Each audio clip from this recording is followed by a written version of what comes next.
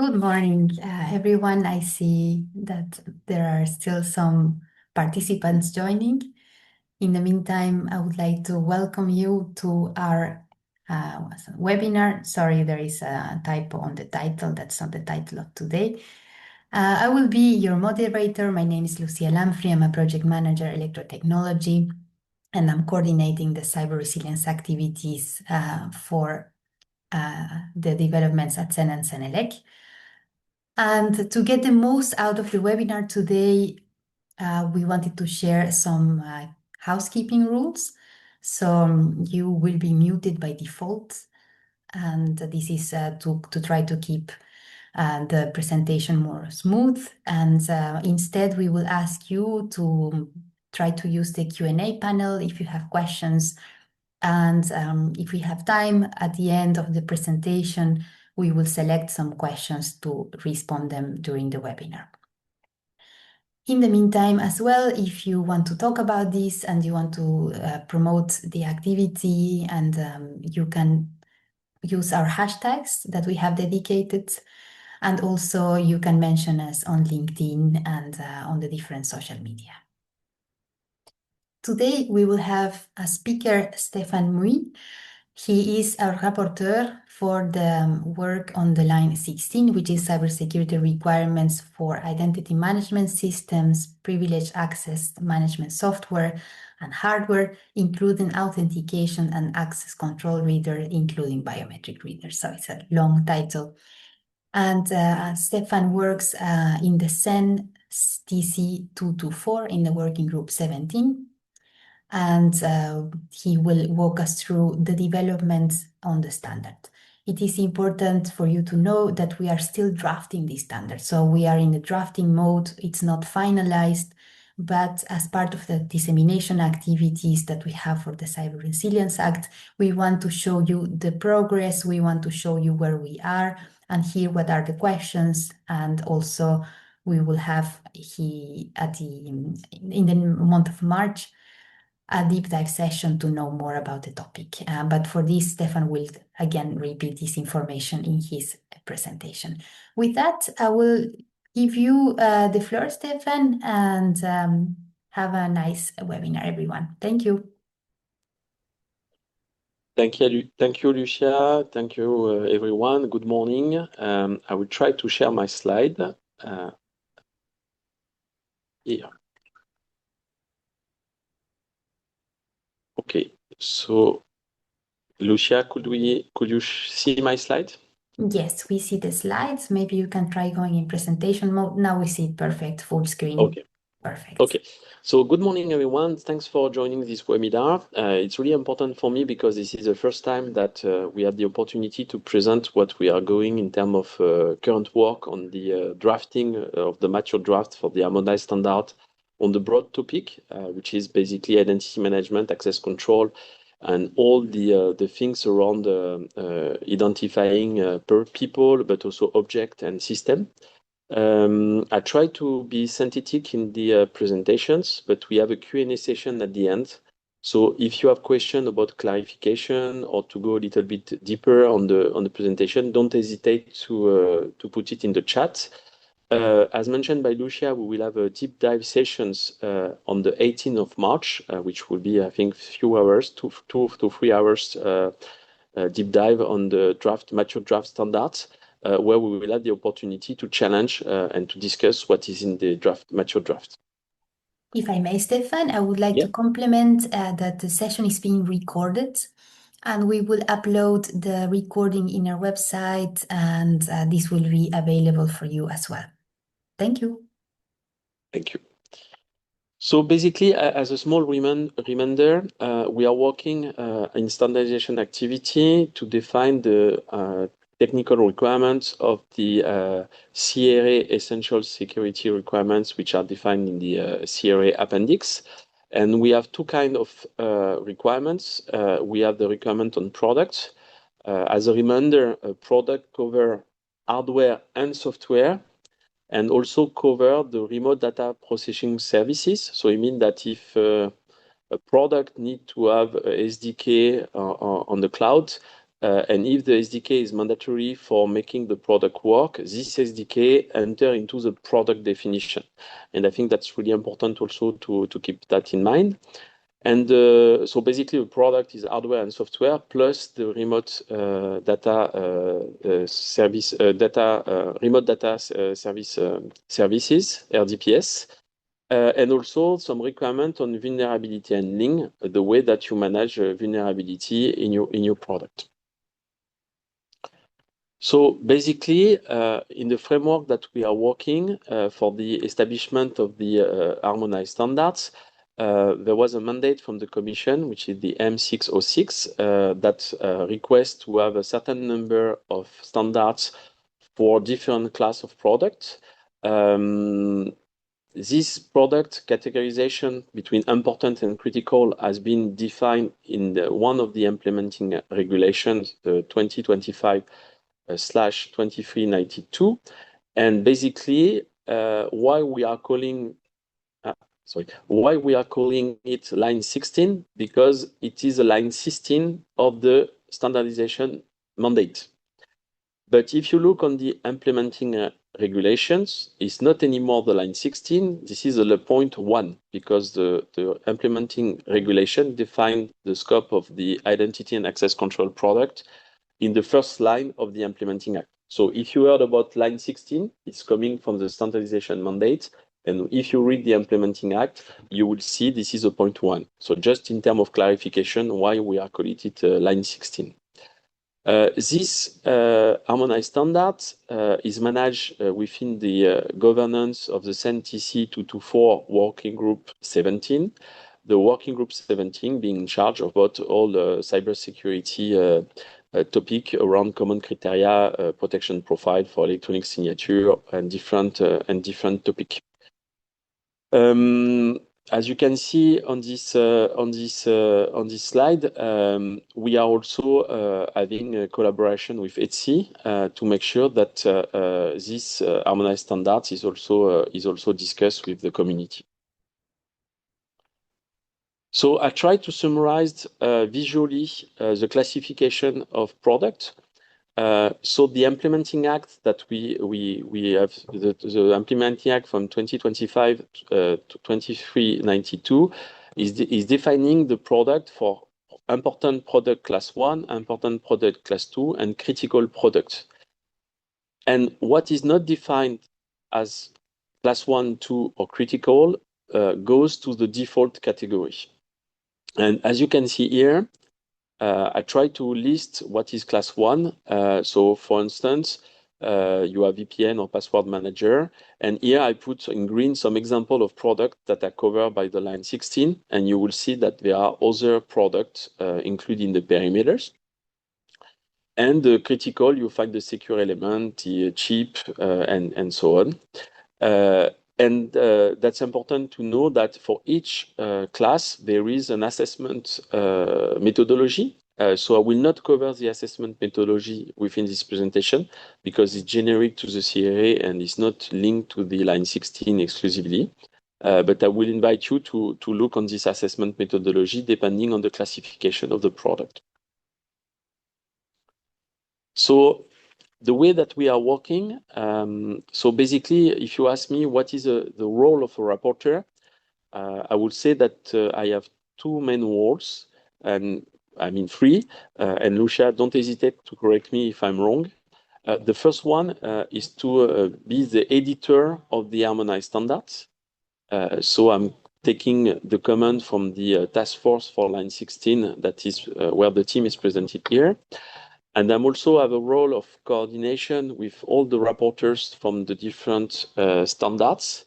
And we harmonize the way that we are writing standard belongs to a coordinated project. And I think the CEN, CENELEC, and ETSI are doing a great job in the coordinations. And also, I have a role of dissemination. So that's what I'm doing today, is to present what we do, to make it aware, and also to make it known to everyone, because when the standard will be validated, it will be a really important standard for the activity of identity management and physical access control and associated product. For everyone is invited to join this group. The process is quite simple. You should ask to your national standardization organization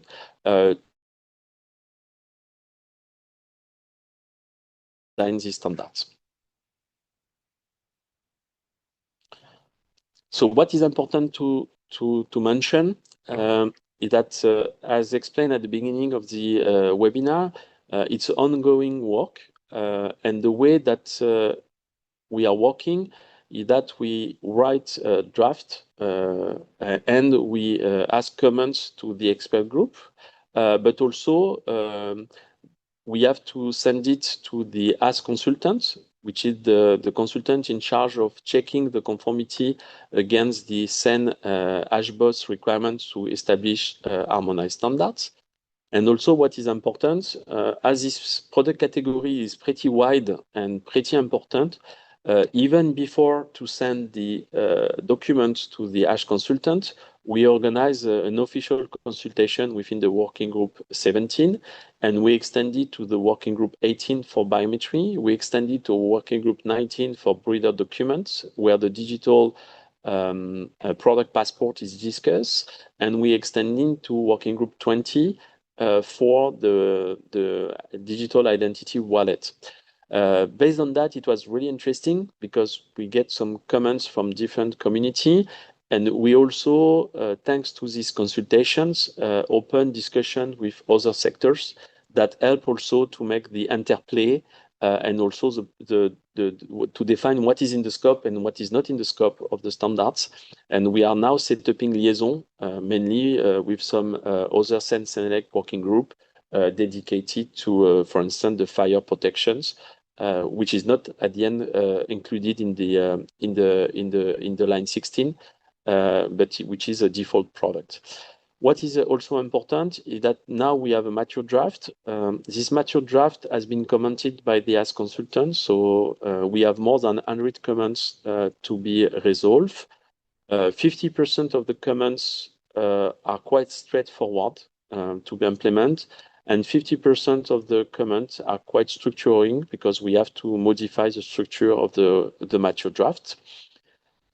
So here, when the mature draft will be revisited to take into account the comment from the AS and the comment resolution, we will push the standards to inquiry to be sent to National Standardization Organization to have comments, and then in parallel to send it again for the second AS consultant analysis. And then we will have the comments from both from the AS consultant and also from the inquiry, and we will have to integrate and again to go through the edition of the standard. So in the slide, you can see it as a Christmas present. In the planning, we hope to have the standard finalized for Christmas. But as any project, delay may be happening in the way. So what is important is the principles, because when I'm presenting my work and then when I'm presenting the work of the expert group, I realize that sometimes you can be lost between harmonized standard, between sectorial standard, between horizontal standards, and between CRA. Basically, the essential requirements, which are legal requirements in the regulation, define the what, and the harmonized standard should define the how. How do you implement these essential requirements? What are the cybersecurity requirements that the product should follow, and how you should test the product against this requirement? And I think we will see it later. It's really important to have both sides. What are the requirements and what are the test scenarios to verify that the product is compliant, conformant with the requirement. The objective is not to do a product testing plan, because the testing plan is a responsibility of the providers or the developers. Here is really to have test plan that can be used to demonstrate that the requirements are fulfilled with evidence.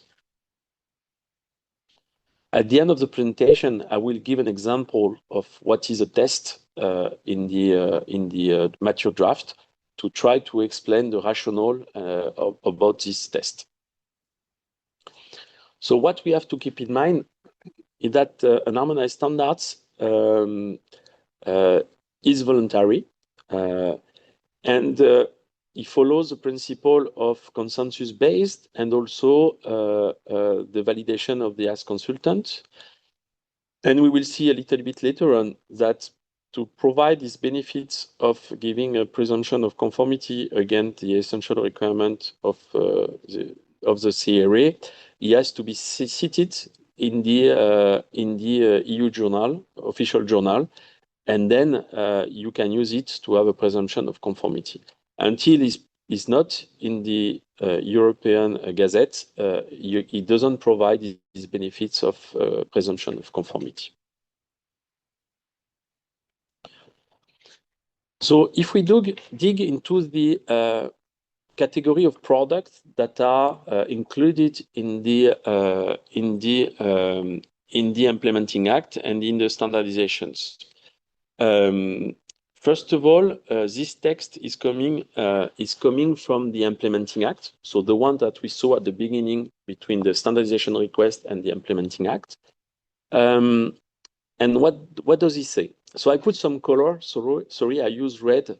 I know that it's not usual to use red in presentation, but I try to highlight the key points with orange and red.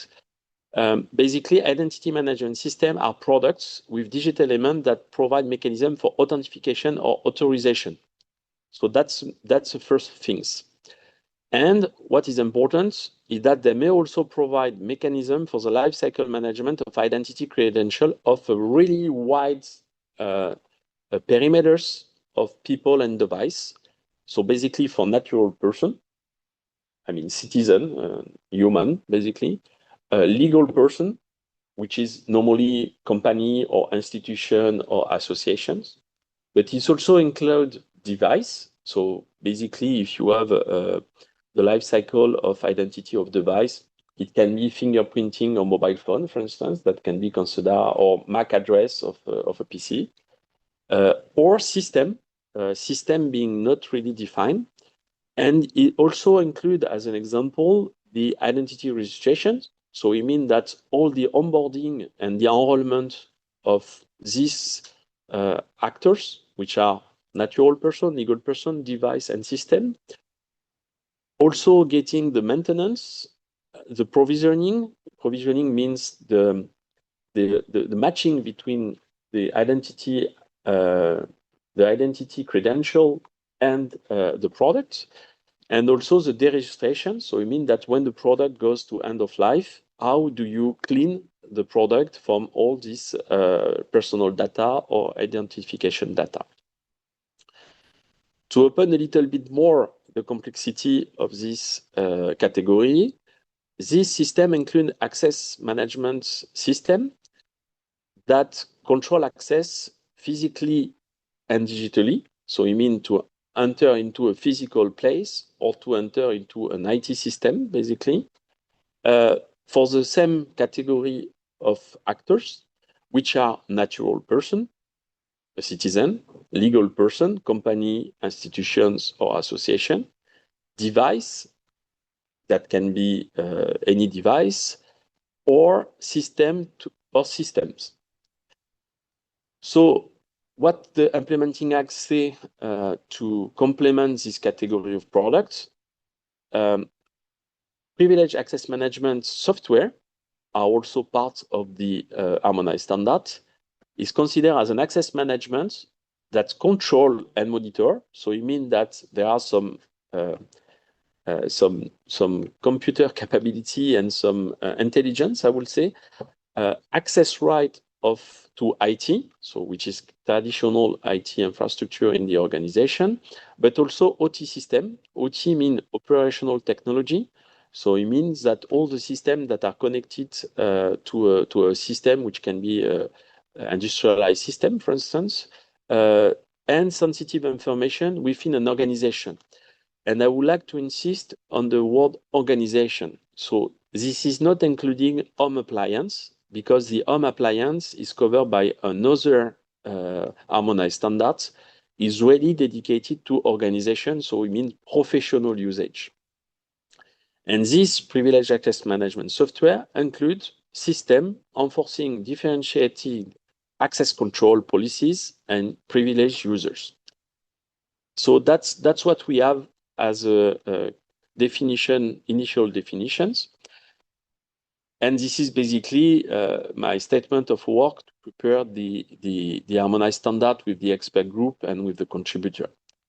So the implementing act precise at the end this category that we have just seen before include, but is not limited to, authentication and access control reader, biometric reader, single sign-on software, federated identity management software, one-time password software, hardware authentication device, such as a transaction authentication number generator, authentication software, and multi-factor authentication software. So basically, I put a small cup on the line 16 because the line 16, this is a broader product category on the implementing act classifications, because most of the other category cover maybe 2 or 3 products. The line 16 is having a really broad coverage. So if we go on the standard itself, I try to decompose to make it simple to understand what is in the scope, what is not in the scope. This work is still a moving target because more we talk about this standard, more we have feedback from the interplay and from the ecosystem, and more it's helping us as a team to clarify what is in the scope, what is not in the scope. So I try to make category of scope. So the first one is quite simple. It's hardware and software products that are identity product for legal, natural person, object, and system. And I put some example. So identity wallet, digital travel credential, mobile driving license, middleware, national registry, biometric database. They are all products that are falling into the definition of the implementing act, because you have to manage the enrollment, you have to manage the maintenance, you need to manage the revocations.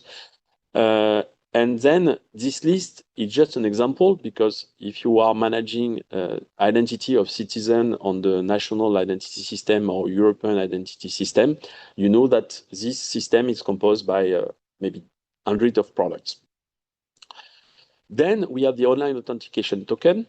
So for example, FIDO token fall into this category. But also SMS OTP on the mobile applications. Then we have physical and logical access product for employee to access physical resources. Then we have the traditional product that compose physical access control with the reader, local unit treatment, access control, and supervision software. For the supervision software, there are still some discussion in the interplay, because most of the time the supervision software manage physical access control, anti-intrusion, video protections, and anti-fire system. Because when there is a fire in the organizations, the door needs to be open, and also the camera can be used for doing access control. And the anti-intrusions is also here to make the access control of non-authorized person to enter in the building. So that's really interesting to see these interplay discussions. Then we have also the two-factor authentication of OTP token that we discuss. And also we have the privileged access management software. And also for the electronic identification of products, basically the link is related to the digital product passport, because as we have to manage the identity of the object, and that the digital product passport is the objective is to manage the identity of all products. And of course, we have much more.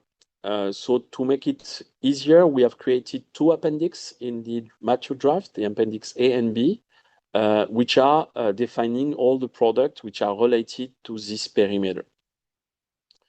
So what is interesting also is to understand what is not in the scope.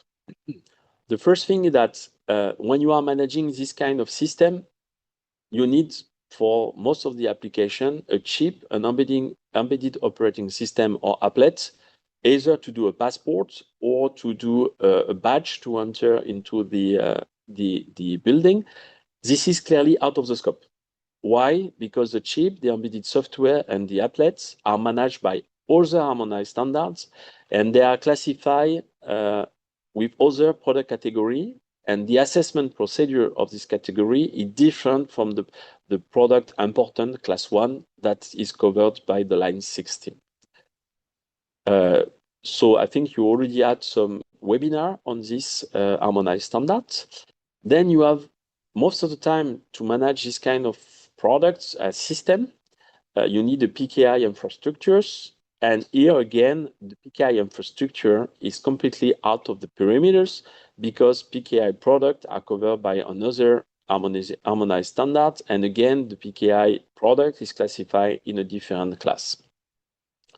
More globally, when you operate this identity system or physical access control and so on, you need an IT infrastructures and has to be compliant with cybersecurity requirements. And you will see that in the standardization request, you have a request for VPN, for SIMs, and so on and so forth. And of course, all these products are not included in the line 16 because they are covered by other harmonized standards. And more globally, all the other products that are covered by harmonized standards, as per the standardization request, are out of the scope of this standard. Then, based on the liaison with other technical committee at the CEN, we have removed, and based also on the Ask Consultant comment, we have removed all anti-fire detection products for organizations. But you have to know that the same products deployed in the home appliance use case are considered as important products, while here, as they are not classified as important products, they are falling into the default category. Maybe to explain the default, is important to understand that the default will be the major number of products that will be placed on the market, while the important class 1 and the important class 2 and the critical are really products that are having a huge impact on the cybersecurity. So, remote data processing services, RDPS, there is a current work which is coordinated by the project management to have a clear guidance for the RDPS, and I think this is highly appreciated. And we have our colleagues Mohamed that is working on it as a main contributor to harmonize the RDPS. This is still ongoing work and may need a little bit of time before it's finalized, but it's really important to understand the impact from the product side, because the CRA has given a clear definition that hardware and software are products. So it means that any products, hardware and software, need to follow the CRA requirements. But if a product needs to have something which is based remotely on the cloud, for instance, this distance application is mandatory for managing the code or the data, then this code, this application is also considered as part of the product, and then the CRA essential requirement does apply to this. I try to explain in simple words. Normally, when you have a mobile application on your device, most of the time you have the associated server, SDK on the server, to manage the versioning, to manage the license, to manage the update, to manage some of the security. And it means that if you have an SDK managing mobile application, like the mobile application which is scheduled for the European Digital Identity Wallet, then this SDK, which is maybe running on the Docker container on the cloud services, is part of the scope. And I think this is really powerful because it means that the producer or the person which is putting the product placing the product on the market took the liability on the remote data process services. So I tried to summarize the structure of the line 16 standards Of course, I removed all the introduction and definitions, and I focused on the core part of the standard. On this one is really important because thanks to the coordination team that allow us to harmonize all vertical standards, we agree on the common structure, which is composed on three main parts. So the part 4, which is corresponding to the product context. So, and we will see that the product context brings to something which is essential, which is the definition of use case of the product. And we will see what is a use case a little bit later on. As this one is really important and may impact the architecture of the product, this part is informative because the role of the standard is not to provide any guidance on the architecture, on the functional architecture of the product, because each functional architecture of the product is the responsibility of the developer or the producer or the manufacturer. And the scope of the standard is to give cybersecurity requirements and requirement of assessment. So that's why this part is informative. It's just to give example. But you will see that the output of this part is quite important for the normative part. So the part 5, they are the requirements, the cybersecurity requirements, and of course they are normative. Then the part 6 are the conformity assessment against the normative requirements. So again, the objective of the part 6 is not to define a product testing plan as you have in your company or you have developed in your product or software or hardware product. The objective is to have actionable tests that provide evidence that the manufacturer has done some tests to prove that they are compliant with the cybersecurity requirement. For two reasons. The first one is that the class 1 product, if there is an harmonized standard cited at the European level, provide the proof of presumptions of conformity against the essential requirement of the CRA. So it means that the developer can sign its auto declarations that is also provided in appendix of the CRA to complete its CE marking to place the product on the market. Then, by having this test case well defined, give also harmonization on what is performed by different developers, and also the market surveillance of the CRA will be managed by what we call MSA, so market surveillance agencies.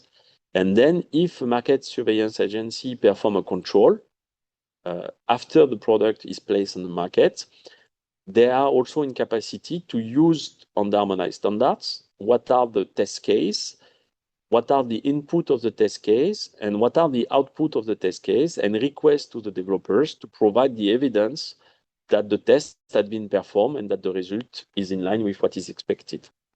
Okay, so that's the objective of the part 6, and that's really important. That I think that's the first time that we are merging the NLF philosophy with the cybersecurity philosophy, knowing that cybersecurity is a dynamic activity and deterministic activity, identifying a vulnerability and exploiting a vulnerability against a certain profile of attackers.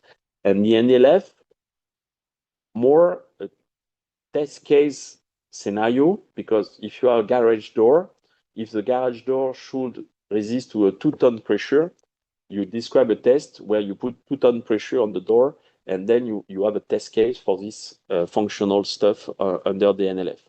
And what is interesting, and this is also the complexity of this project, is that as we are merging both together, and that it is the first time, we are on the learning process to make it on the right way.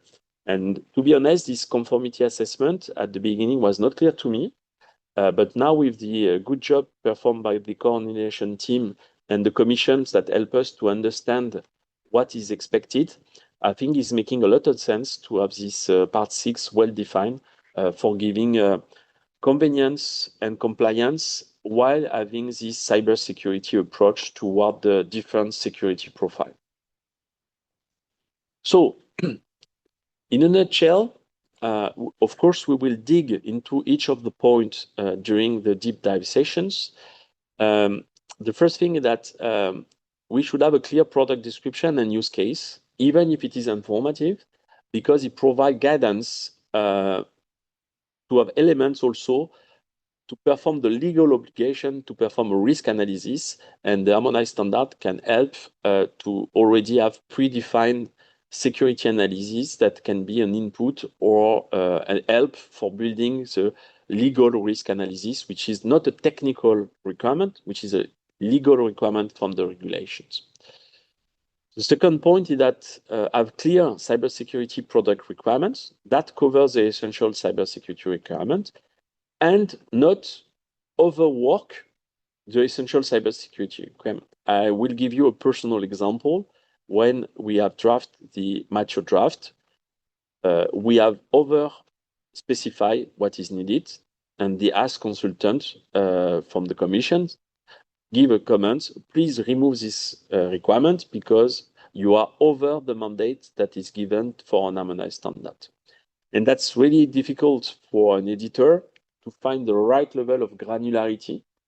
And I think it's really important to have this new flex process for establishing harmonized standards and to have a Stein4IC project for learning on how to do it. It's a good training, I would say, even if it's challenging, because most of the people working on the CRA will tell you that it's a challenging project, but extremely interesting.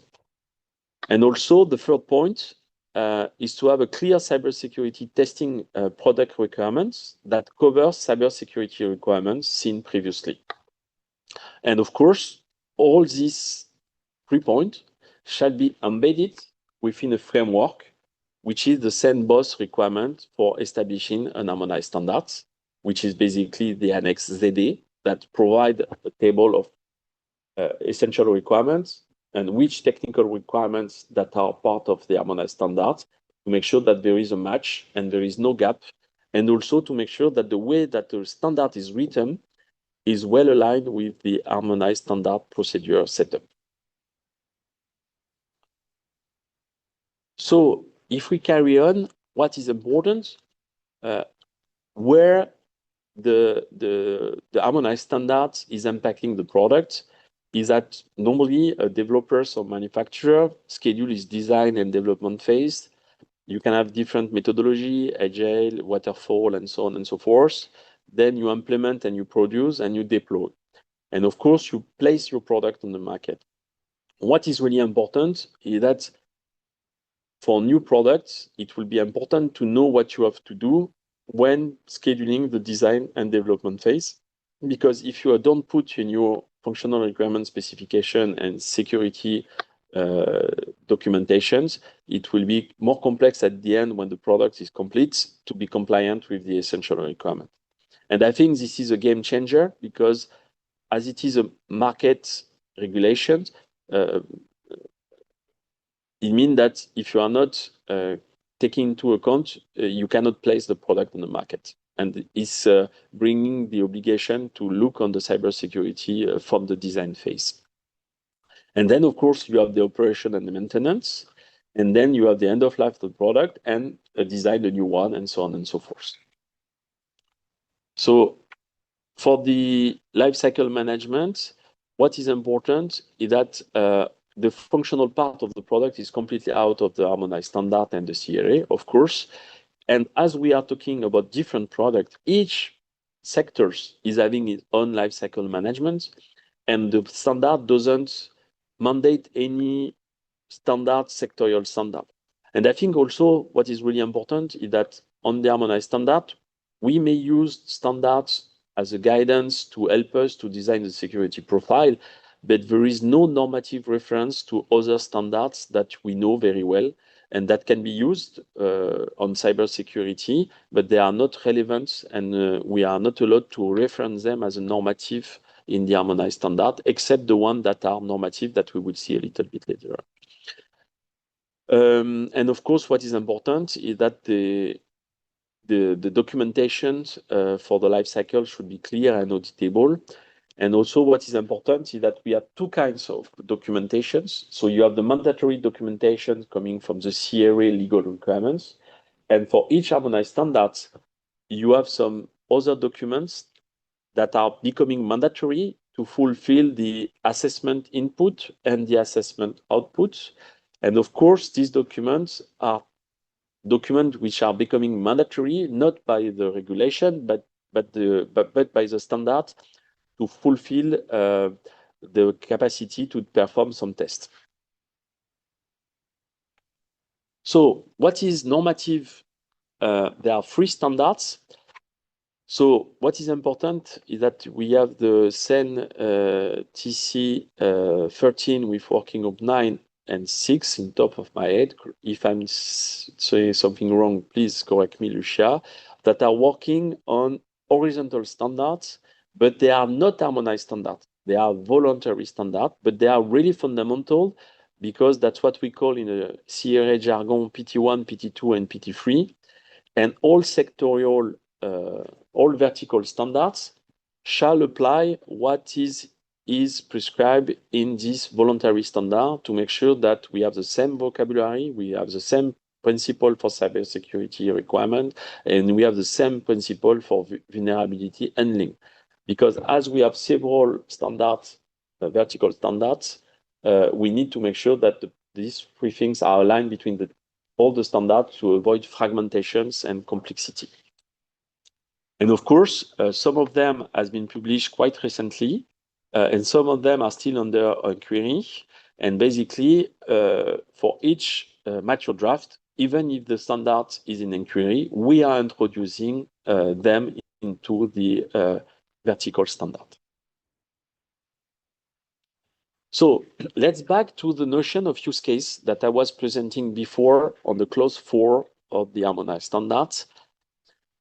What is interesting is that the notion of use case within the harmonized vertical standard is a combination of a specific product environment plus a specific user category plus a set of product functions.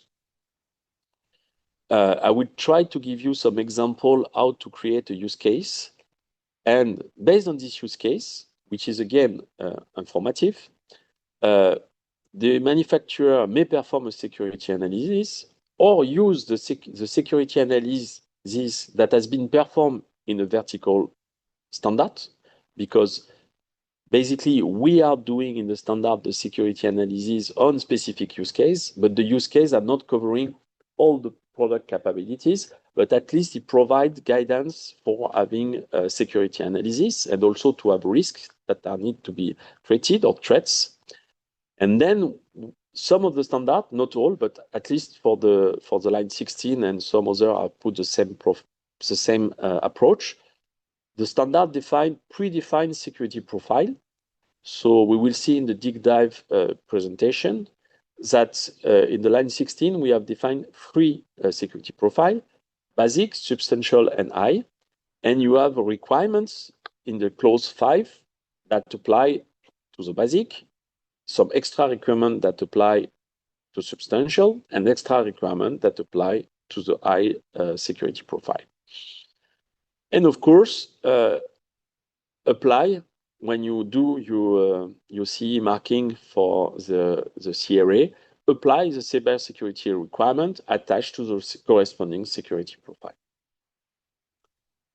So this one, I will ask you for your patience. It's still work in process for the line 16. I tried to draft, so these use cases are not yet validated by the expert group. I put a strong disclaimer on that, but I tried to define for the purpose of this webinar two use cases on the line 16. The first use case is the environment, the product is connected at a public network. So basically, you are at your house, you are connected to, you are on the public network to internet for natural person, legal person, device and system, and the product function are electronic identification and authentications. The second use case, the product is connected to a private network, whatever it is, intranet, isolated LAN, or isolated network. we have natural person working on a given organizations, and the product function is the same, is electronic identification and authentication. So what I think when we will have complete this use case definition, we may have a branch of 10 to 15 different use case predefined in the line 16 to cover the plate of cheese that we have in the line 16 as a product category, and to make sure that we can associate using the security analysis to associate a security profile for each of these use cases. So, what is important is also to see the link between the clause 5 and 6. So here what I did is just to give an example. For the testing procedure on the line 16, we are proposing to do an evaluation methodology based on IADT, sorry, which means inspections, audit, demonstrations, and tests. And then to put it into practice, based on the coordination team, we have defined the structure of the clause 6. So normally, for all vertical standards, you will find most likely the same structure, which is composed by 1, 2, 3, 4, 5, 6 items. The first one is the assessment reference, and the assessment reference is part of the clause 5. The assessment objective, the assessment input, the assessment activity, the assessment verdict, and the output assessment. So while we are asked to follow this structure, because first, some manufacturer may have to comply to several harmonized standards, and also it provides a clear guidance of what we have to do in the clause 6. We have the assessment reference, we have the assessment objective, what we would like to do. So for instance, in this case, is that the requirement is to have a software bill of material. The objective of assessment is to enable vulnerability monitoring and supply chain risk management. We need an output. So basically, it will be the SBOM file from the manufacturer. Then we need an assessment activity. So what will be done? First is inspections. Second is to analyze the format. Analyzed is to see the top level dependency are present and we can look on them. And then is to inspect the required field, component name, versions, license, suppliers. Then we define assessment verdict. Does the test is pass or fail? And that's where we have the merge between NLF and cybersecurity, because we should have a pass or fail result. A valid SBOM is provided. The valid SBOM is provided listing at least top level dependency with required fields, and is failed if the SBOM is missing, malformed, or lack version informations. And then we need output assessment, which we can call also evidence, which is the SBOM file, copy, and SBOM validation log. And with that, if one day the market surveillance authority do a control, it can use also the part 6 to see if the assessment performed by the developer or the manufacturer is compliant with this test case. So back to the security profile. So again, clause 4, product information and use case. Security analysis with provided threats and risk. That brings to security profile definition. The security profile definition is not always present on all harmonized standards, but on the line 16 is present. And basically, if you have a use case that goes under the basic security profile, you have to fulfill all the requirements for the clause 5. If your use case requires substantial security profile, you need to have the basic security profile, which is clause 5, plus other than 2 level in terms of resistance to potential attack, plus to make sure that the crypto algorithm that you are using are compliant with the ENISA agreed crypto mechanism. If you are on the high security profile for a given use case, Of course, you should be compliant with the substantial security profile, plus going up to the other than free level for the level of resistance to potential attack, plus the code review for crypto, the code which is used for crypto functions. And I think that's it for the line 16. And if you want to know more about the mature draft and the challenge that we have to include the Ask Consultant comments, don't hesitate to register yourself for the 18th of March for the deep dive session. Thank you very much, Stefan. And we have 3 questions unanswered in the chat, and maybe we can have a look if you want. And in the meantime, Yes. I would like to ask everyone, as you review the questions, to please participate in the poll that we have to ask you for your feedback for the webinar today. So while Stefan reviews the questions, then I ask you please to give us some feedback. Thank you. Thank you, Lucia. So I would answer the 3 questions. Where can the class-specific assessment methodology to be found? Basically, it's in the CRA. You have an annex defining the assessment methodology. But I think what will be interesting is that for the deep dive sessions, I will present the assessment methodology for the line 16. And if you, Lucia, agree, I will be reusing what has been produced by Mohamed to present the global assessment methodology, depending if you are default, important class 1, important class 2, or critical. That seems fine, yes. Okay. Then I have a question.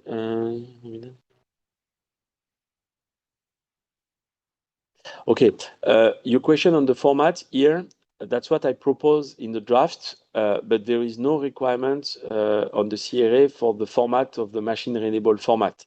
So on the example that I provided to you, I put preferably, but I will remove it because it's too prescriptive. So in the updated standards, the format will be removed because you can use any format that you want. So it's for Alexandra. Then for Laurent, relativization. Yes, gates are part of the scope, and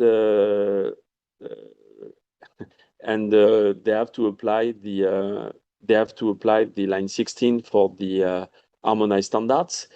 And in the harmonized standards, we had one expert that spent a lot of time to define risk and threats. And of course, they have added some risk on the biometry because biometry is part of the system, part of the product category, which is covered also. Then we have a question from Fedora. If you can read it out loud, maybe just Yeah, for sorry. everyone. Thank you. If the final product for which the manufacturer is responsible contains a chip or a second element, how does the presence of this component affect the composite production of CRA compliance perspective? In particular, does the certification of compliance status of the chip secure element have any impact on the obligation of the final product? So this one, maybe Lucia, I'll let you answer, but my understanding is that the manufacturer that places the product on the market, whatever is inside the product, take the full responsibility on the complete product. So for this, I would like to refer everyone. There is a very nice document from the Commission. It's the Q&A, frequently asked questions also by everyone. And there is a section on due diligence and the components. So if you go to the answered questions, there is already in the question from Fedora a link that I paste to the Q&A. In particular, it was for another question, this one. But I think these kind of questions can be really found in that Q&A, and it comes from the Commission. So you are sure that is the most up-to-date information. So thank you. Yeah, I think, Lucia, you are absolutely right. All about the legal understanding, the Q&A from the Commission is really well done. and you can read the Q&A document, which is quite heavy, but well written and explaining quite well some of the concern. Then Laurent, I think related to the definition of the category of product, are any electronic identification or authentication service part of the scope, particularly if biometric is used? So this question, Laurent, it's interesting. Services are not covered by the CRA because it's a product regulation. But as you can see in the line 16, in the implementing act, system are defined as product that use product. So for the service, no, it's not covered. But if you have, for instance, I don't know, remote identity verification services, and if you used a presentation attack module or an anti-injection attack module, and if you sell this module to the market in standalone, then this product is part of the line 16 category, but not the service providing remote identity verifications. So from Kai, what about device that couple two LANs, only a specific application for door communication is allowed? For this one, I have no answer, and I take it as an open question. All right. And I think that's it for the question. Yes, thank you very much. We have a very last one, and that I think with this one we will be closing. It's just one that just popped up at the end of the list. Carsten, will that standard cover authorization device like fingerprint scanner or keypad that are not directly connected to a public? Yes, because the CRA said that the product that can be connected. So if you have the capability to be connected, even if you don't, if you use the system, it's enter. But here for smart home is different because if you have a smart device which is having biometry inside, it should follow into the line 32, which is a connected smart device in the home appliance use case. So I think this one, Carsten, is more on the lines 32 for the harmonized standard.